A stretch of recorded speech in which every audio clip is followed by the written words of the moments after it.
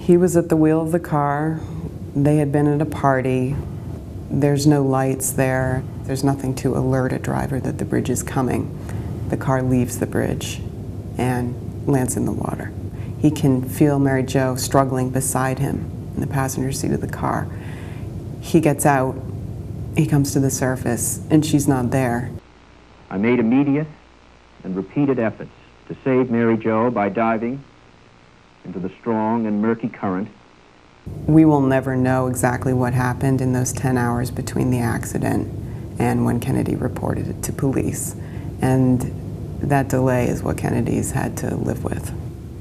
The anger at Kennedy that has lingered for decades, part of that is because of a sense that there was never really a proper legal resolution to what happened.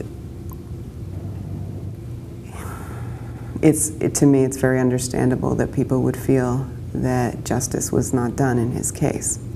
People chorused again and again that they wanted more of an explanation. I think a lot of people who asked what happened were really, it was a way of asking why. Why did this have to happen, and why did you have to let down your guard and let it happen when we were counting on you? The explanation that he did give of being confused, of being wrong, first and foremost, wrong in what he did, there's a possibility that that was the best explanation that he could give, because he truly didn't understand what had happened that night.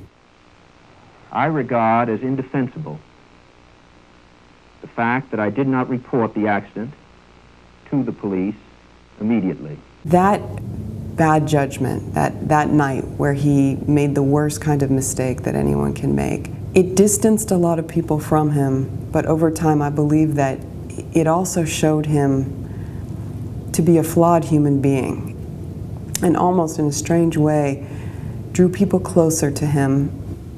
A lot of people have asked me, why were the people, the voters of Massachusetts, willing to take him back after Chappaquiddick?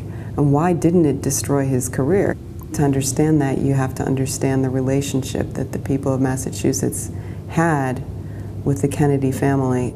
I think that people, especially in Massachusetts, relate to him and will grieve for him almost more as a family member, because family are the people that we've known all our lives, as we've known the Kennedys all our lives.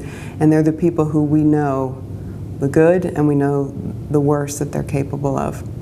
And that's true of Senator Kennedy. It was a matter of pride for people in Massachusetts. They didn't want to give this up. That attachment that they had, not just to Ted Kennedy, but to his family and to his history, was what allowed them to look past Chappaquiddick.